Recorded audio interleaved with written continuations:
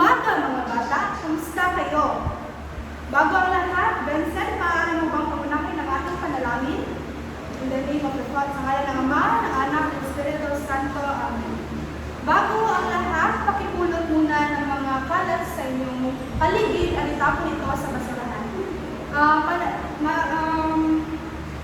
Panadalihin nakaayos ang inyong upuan. Maaari na kayong umupo. Bago ang lahat, ipipresenta ko muna sa inyo ang ating mga alituntunin sa silid-aralan.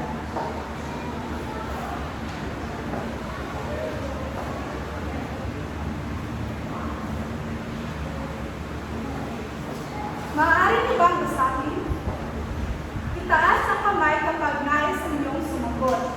Makinig kapag may nagsalita. Panatilihin malinis ang silid-aralan. Magpakita ng respeto. Ngayon naman ay magbalik-aral tayo. Ano ba ang matutunan ninyo sa ating nakaraang aralin? Janeline, ang mabuting pakikipag-ugnayan sa kapwa. Ngayon naman ay may ipapakita akong larawan sa inyo. Ano ang makikita ninyo sa larawan na ito? Tama, may dalawang batang nag-aaway. Ano kaya ang mararamdaman mo kung may taong hindi maganda ang pakikitungo sa iyo? Tayo ay nasasaktan o nalulungkot ba? Ano kaya? Ngayon, tignan naman natin ito. Ano ang ginagawa ng mga bata? Sila ay naglilinis o sila ay nagtutulungan. Tama. Ilan niyo ba huling naranasan na tumulong? Naranasan niyo na bang tumulong sa inyong kapwa? Ano ba ang nararamdaman ninyo kapag kayo ay tumutulong?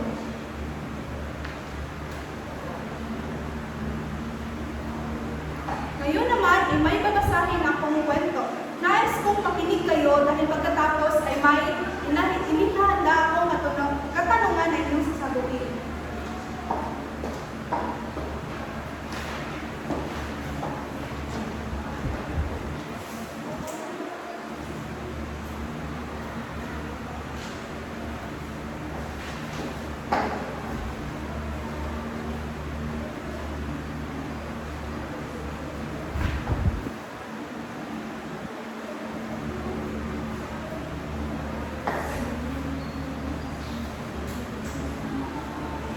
Basta mga bata, ang matulungin na bata. Si Ana ay isang mag-aaral na laging handang tumulong sa kanilang kapwa. Tuwing may nahihirapan sa takdang aralin, agad siyang lumapit upang magpaliwanag at tumulong. Isa sa mga madalas niyang tinutulungan ay ang kanyang kaklase na si Ben. Minsan, si Ana naman ang nahihirapan sa isang mahirap na gawain. Lumapit siya kay Ben at mahinaw humingi ng tulong. Ngunit sa halip na tumulong, umiwas si Ben at hindi siya pinansin. Unang katanungan, ano kaya ang mararamdaman ni Ana? Sa palagay niyo, tama ba ang ginagawa ni Ben? Kung kayo si Ana, ay magagalit pa kayo o intindihan nila na lang si Ben? Tama. Ito ay isang halimbawa ng sitwasyon kung saan kailangan natin magpakita ng pagpasensya at pag-uunawa. Mahalaga na marunong tayong umunawa, mag-iintindi sa ating kapwa at tumulong sa kapwa. Ngayon naman ay may gagawin tayong isang aktibidad. Ito ay tinatawag na pulong ng pakikitungo.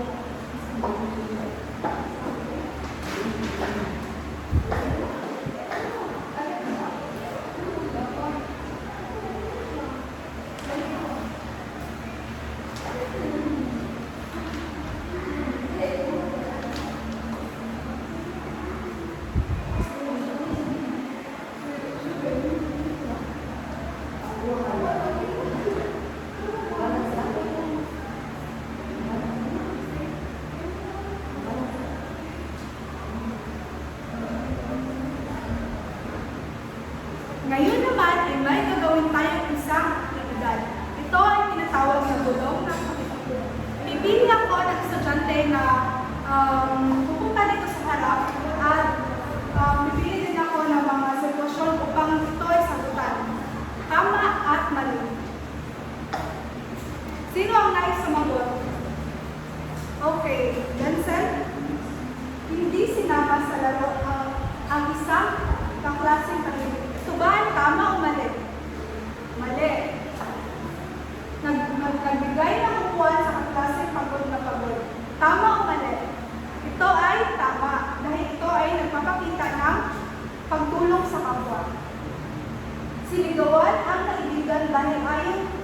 ayaw magpahiram ng lapis. Ito ba ay tama o mali?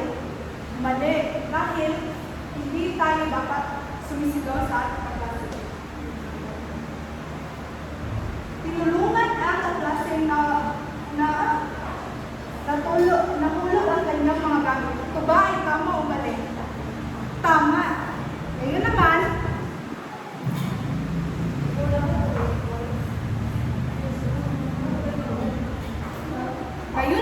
ay narito ang ating mga layunin.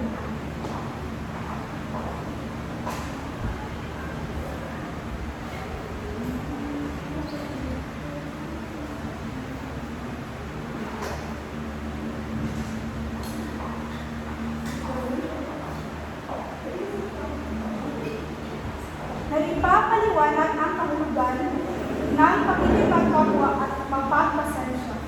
Na ipapakita ang magiging mapagpasensya sa kapwa sa pamamagitan ng pagbabahagi. Na isasagawa ang gustong pakikitungo sa kapwa sa pamamagitan ng pagsasabila.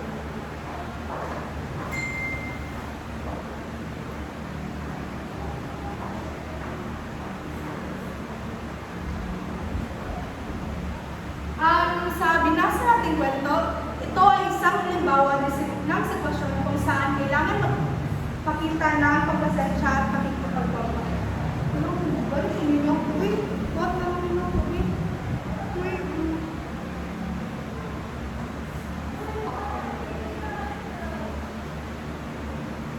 Ngayon naman ay dumako naman tayo sa ating talakayan.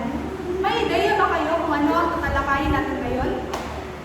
Ang ating tatalakayan ay patungkol sa ugnayan ng kapwa sa sarili.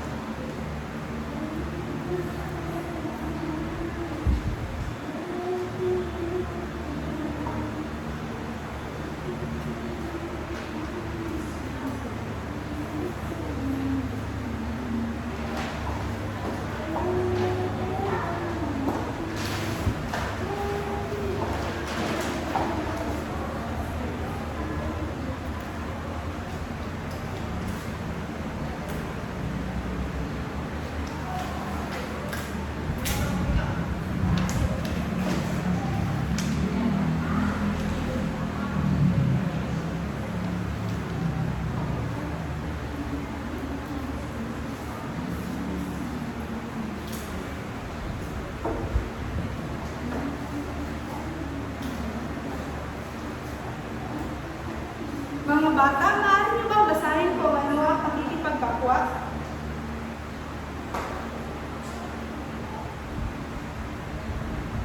Tama, ang pakikipagkapwa ay ang pagpapakita ng kabutihan at malasakit sa ibang tao. Ibig sabihin nito ay marunong tayong makisama, makitungo, makiisa at tumulong sa iba kahit hindi natin kadugo o kakilala. Ngayon naman, basahin niyo kung ano ang pagpapasensya. Ang pagpapasensya ay ang kakayahang magtimpi, magpapahinahon at magpakita ng pag-unawa sa kabila ng pagkabigo o pag-iirita o pagkakaroon ng mga hindi kanais-nais na sitwasyon. So, ang pagpapasensya ay isang pagtitiis o pagtitimpik kapag may taong nakakainis o ang mga taong hindi gusto. Sa halip na magalit agad, pipiliin natin na umunawa at magpakumbaba. Ngayon, bakit nga ba mahalaga ang magpapasensya sa ating kapwa? Paano kaya natin maipapakita ang respeto at pag-unawa sa tahanan, paaralan at pamayanan? Ngayon naman ay may gagawin tayong pangkatang gawain upang mas masuri kung kayo ba ay naintindihan niyo ba ang ating talakayan ngayon. So, hahatiin mo kayo sa pagdugtong. So, narito ang pangkat 1, pangkat 2, pangkat 3, at pangkat 4. dapat nila ipakita ang pagpapasensya at pakikipagkapwa. Bibigyan ko lamang kayo ng 5 minuto upang magplano. So, sapagkat ang sitwasyon ninyo ay may kaklaseng nangungulit habang nag-aaral ka, ano ang inyong gagawin? Sapagkat dalawa naman ay may batang hindi sinasadyang matakpan ang inyong paa, ano kaya ang inyong dapat gawin? Sapagkat 3 naman ay hindi sinama sa laro ng inyong kaibigan at isa niyang pang kaibigan, bilang isang kaibigan, ano ang nararapat mong gawin? Sapagkat 4 naman ay may kaklaseng hindi nakinig habang may pagkakagawa. So, ang 5 minuto ay nagsisimula na. Bago ang lahat, narito muna ang rubrics sa ating pagsasadula.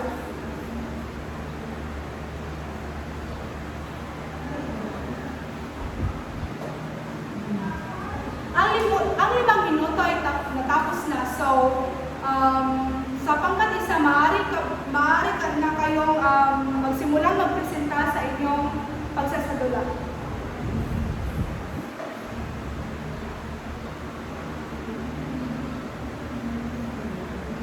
Talaga namang napakahusay ninyo. Masaya ako dahil naintindihan niyo talaga kung ano ang pakikipagkapwa at pagpapasensya. So, naintindihan niyo ba ang ating talakayan, mga bata? Kung ganon, anong maulit ang ibig sabihin? Anong maulit kung ganon, anong maulit ang pakikisama, pakikitungo at pakikisa? Ito ay ang pakikipagkapwa. Ano naman ang ibig sabihin ng pag-iintindi sa kapwa, pag-unawa at ano ang ibig sabihin ng pag-iintindi sa kapwa, pag-unawa at pagkukumbaba? Ito ay ang pagpapasensya. Talaga namang napakahusay ninyo at naintindihan niyo talaga ang ating tatalakayin ngayon. Tinalakay ngayong araw. Ngayon naman ay kumuha kayo ng isang papel at lapis at sagutan ninyo ito.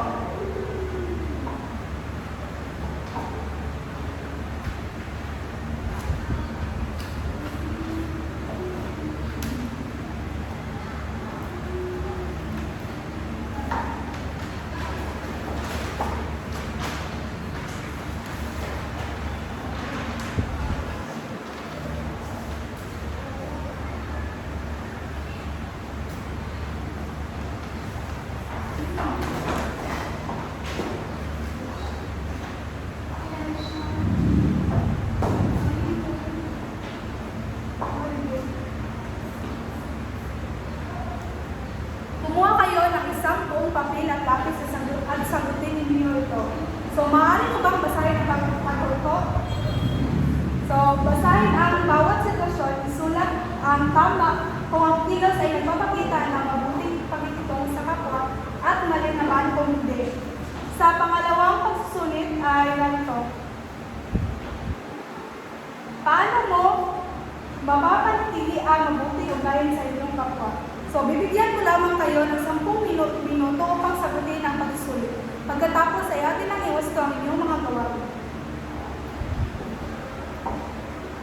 Matapos ng 10 minuto, exchange your paper to your classmates.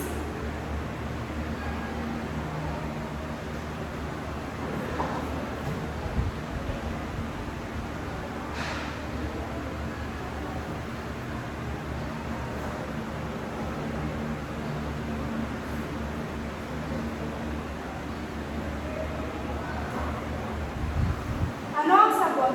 Tinulungan ni Carla ang kanyang kaklaseng si Hannah na buhatin ang mabigat na bag papunta sa solidariedad. Ito ba ay tama o mali? Tama. Nilait ni Marco ang kanyang kamag-aral dahil hindi ito marunong magbasa. Ito ay mali. Pinagbigyan ni Liza ang kanyang kapatid na gamitin ang laruan kahit gusto pa niya itong laruin. Ito ay tama dahil ito ay nagpapakita ng pagpapasensya. Nakinig si Jana sa kwento ng kanyang kaibigan kahit pagod na siya dahil alam niya mahalaga ito sa kanya. Ito ba ay tama o mali? Ito ay tama. Hinayaan ni Ella na mauna sa pila ang kaklaseng naiipina. Tama o mali? Tama. Ngayon naman, sa pangalawang pagsusulit, kinakailangan nyo ng maikling sagot. Kaya naman, makipasa ng mga papel dahil ito, ako mismo ang magwawasto nito. Para naman sa inyong takdang aralin ay kunin ang inyong kwaderno at kopyahin ito sa inyong takdang aralin. Gumupit o mag-print ng isang larawan mula sa magazine, dyaryo o internet na nagpapakita ng mabuting pakikitungo sa kapwa. At sa ibabaw ng larawan, sagutin ang mga tanong na ito. Paano ito nagpapakita ng tamang pakikitungo sa kapwa?